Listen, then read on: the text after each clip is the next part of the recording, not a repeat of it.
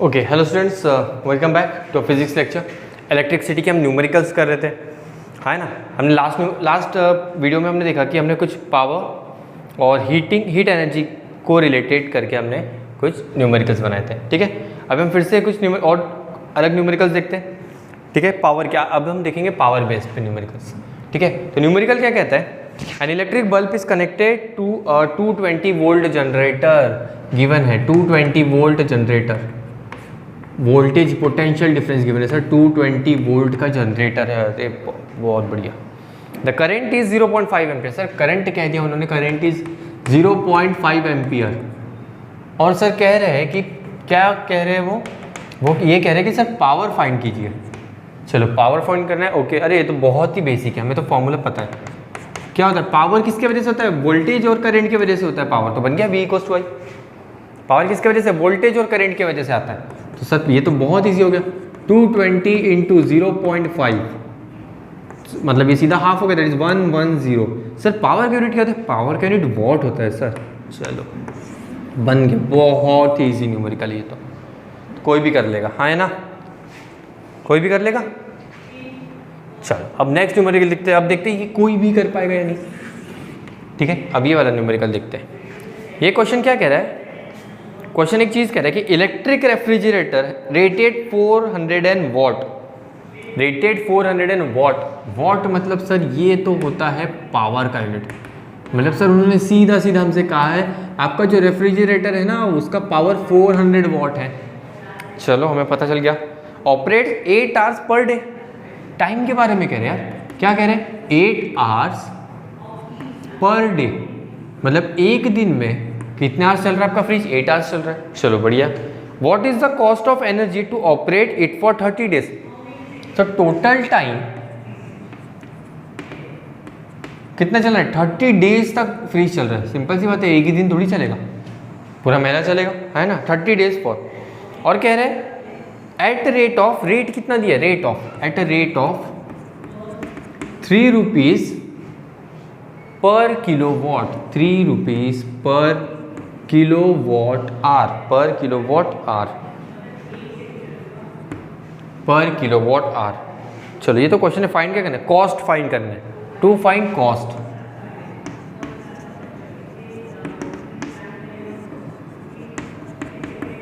Cost find करना है, मतलब हमें बता रहे हैं कि बिल कितना आ गया हमारे फ्रिज का, जिसका पावर है 400 वॉट, टाइम है 8, एक दिन में वो 8 आवर्स चल रहा है, ऐसे 30 दिन चलेगा।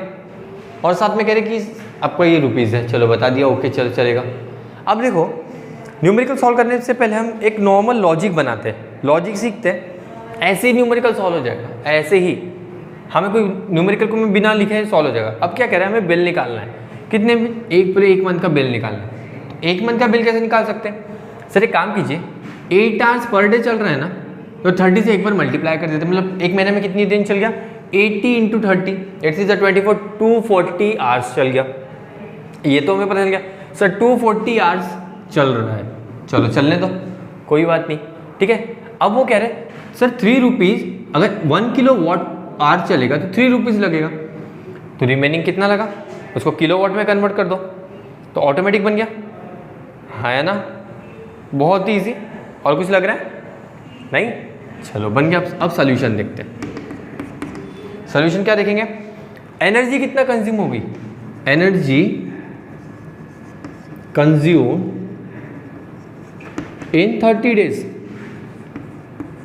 ये 30 दिन में कितनी एनर्जी कंज्यूम हुई, कितनी एनर्जी होगी, सिंपल सी बात है, एनर्जी कंज्यूम होगी सर P। पावर को आप एक दिन में कितना चला रहे हो सर, 8 आवर्स चला रहे हो ना, 8 आवर्स चला दो सर, 8 आवर्स पर डे।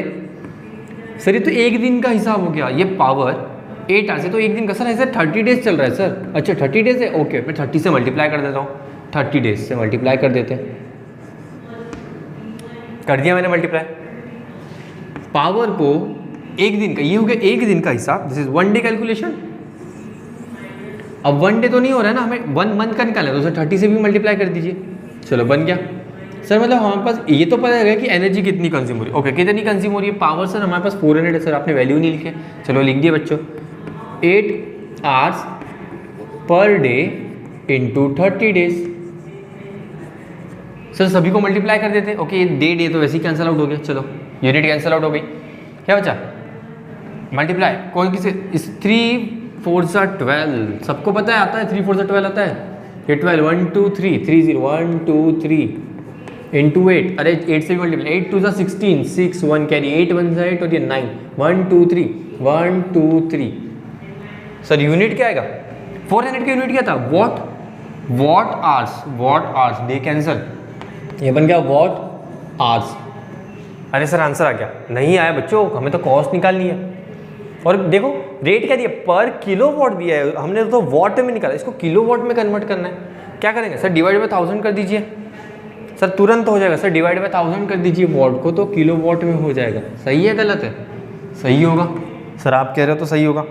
तो भैया क्या 96123123 1000 से डिवाइड कर दिया, अब ये बन चुका है किलो वॉट आवर में, अब ये बन चुका है किलो वॉट आवर, मतलब जैसे हम ग्राम को केजी में कन्वर्ट करते हैं बस वैसे ही है सेम।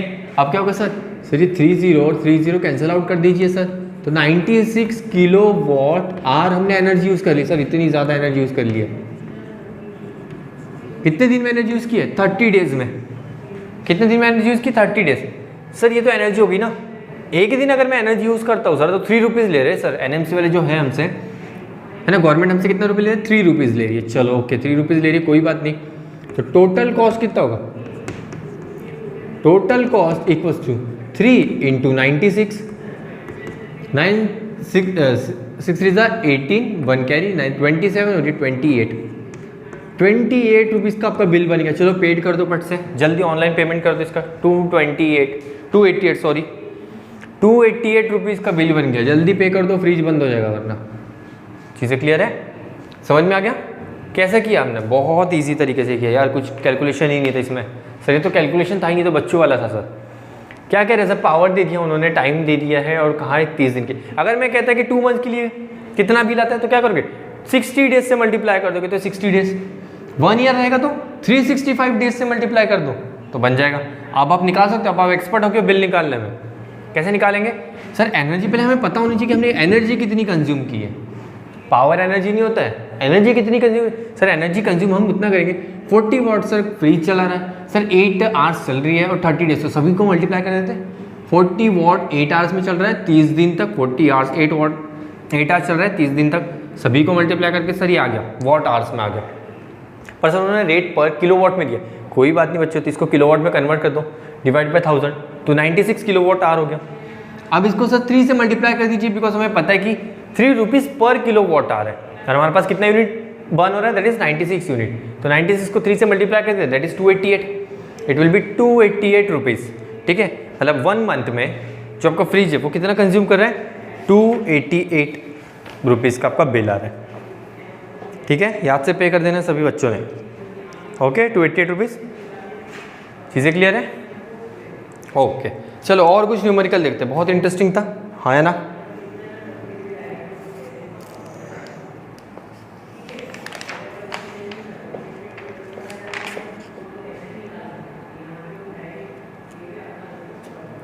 ओके एक न्यूमेरिकल है, चलो एक नहीं बहुत सारे न्यूमेरिकल करना है। तो जब तक न्यूमेरिकल नहीं करेंगे तो कैसे बनेगा।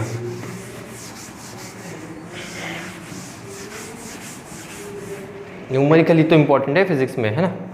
चलो एक क्वेश्चन कहते हैं, क्वेश्चन ये कहता है an electric bulb is rated 220 volt and 100 what, calculate the power consume when it is operated on 110 what. अरे ये तो बहुत कंपैरिजन वाली बात हो गई। N electric bulb is rated 220 volt, sorry what, 220 volt 220 volt सब 220 वोल्ट पे एक बल्ब है जो ऑपरेट हो रहा है। पावर कितना कंज्यूम कर रहा है, that is it is consuming 110 what का पावर कंज्यूम कर रहा है। कैलकुलेट द पावर कंज्यूम, मतलब ये P1 है ना, सेकंड फाइंड करना है, to find calculate the power consume P2 when it is operated on 110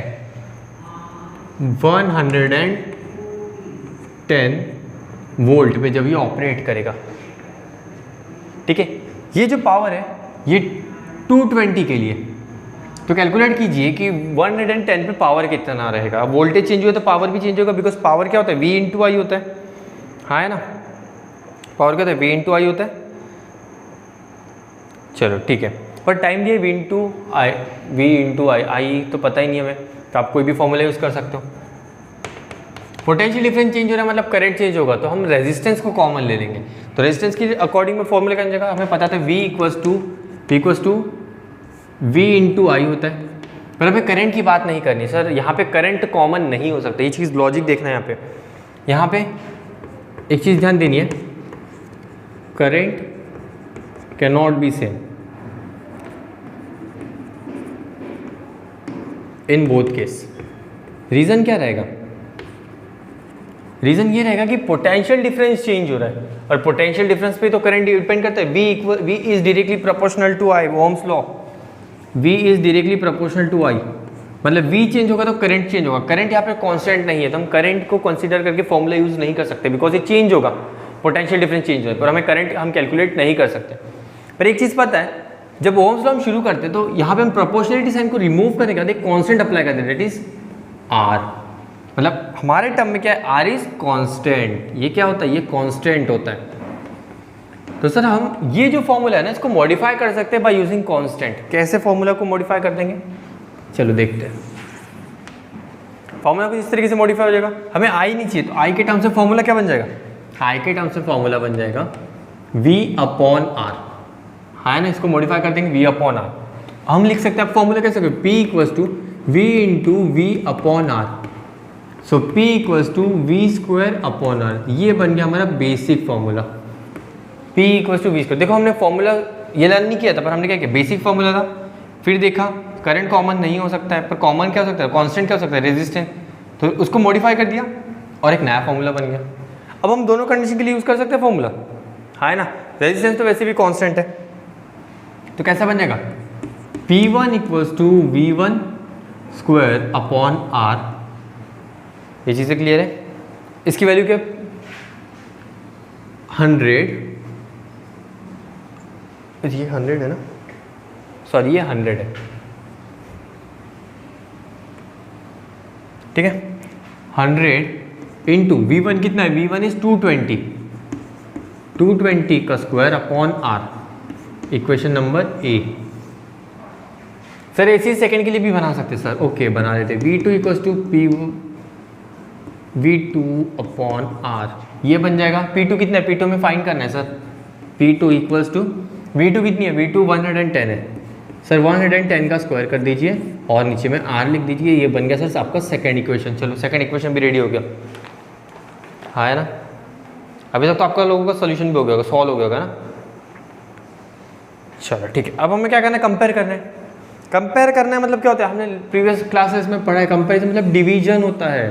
तो डिवाइड कर देते हैं, इक्वेशन ए इक्वेशन बी को डिवाइड कर देते हैं। चलो कर देते हैं, क्या बन गया, P1 दैट इज P1 कितना है, 100 अपॉन P2 इक्वल्स टू, तो कांस्टेंट है ना, तो बन जाएगा 220 स्क्वायर अपॉन 110 का स्क्वायर, है ना।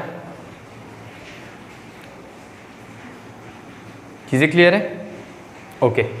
अब इसे होल स्क्वायर कर देते हैं, 100 upon P2 equals to 220 into 220, यही होता है स्क्वायर। ये बन जाएगा 110 इंटू 110, ऐसे बनेगा। देखो 2 टाइम्स दिख रहा है, 2 टाइम्स मतलब क्या हो गया, 100 upon P2 equals to 4 upon 1, हाँ है ना। P2 फाइंड करना है, P2 को राइट में शिफ्ट कर देते हैं, 4 को इस तरफ, तो बन जाएगा P2 equals to 100 divided by 4, क्या बन जाएगा 25। सो P2 इक्वल्स टू 25, यूनिट क्या रहेगा P का, वॉट।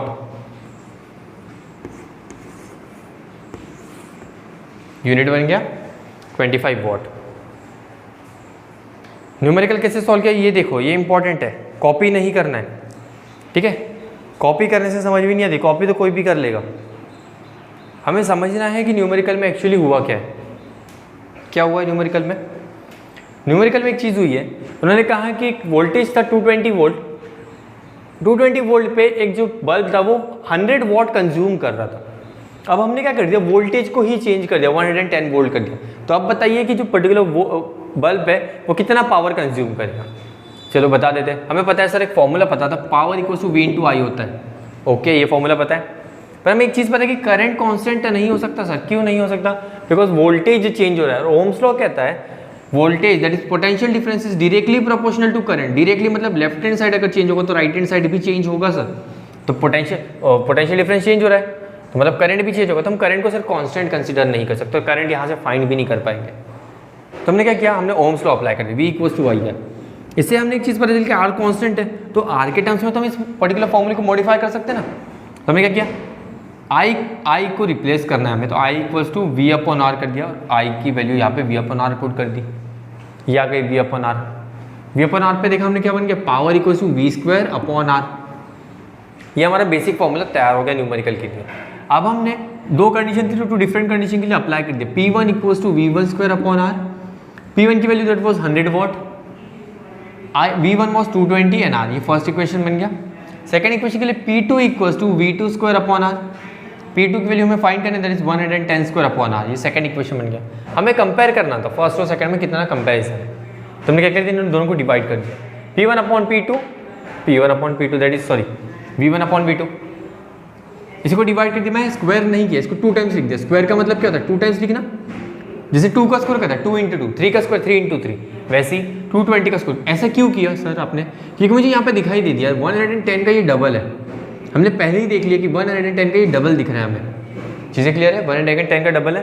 तो अब हमने क्या कर दिया, 220 × 220 डबल है तो 2 टाइम्स 2 2 = 4 है ना। तो P2 की वैल्यू यहाँ से आप निकाल सकते हैं। 100 को आपने डिवाइड कर दिया, दैट इज 25। तो यहाँ पे आपको P2 मिल गया, दैट इज 25 वॉट। P2 कितना मिल गया आपको, 25 वॉट मिल गया। चीज़ें समझ में आ गई, बहुत ईजी न्यूमेरिकल था, हाँ है ना। ओके, अब आपको बहुत सारा असाइनमेंट मिलेगा, तो आपको जो कंप्लीट करना है, ठीक है, ये असाइनमेंट आपका रेडी हो जाना चाहिए। चीज़ समझ में आ गई है, सारी कंसेप्ट यहाँ तक। ओके चलो, थैंक यू। एप्लीकेशन समझ में आ गया होगा ना सभी को। ओके, कोई डाउट रहा तो आप तुरंत पूछ सकते हो। चलो ओके, थैंक यू।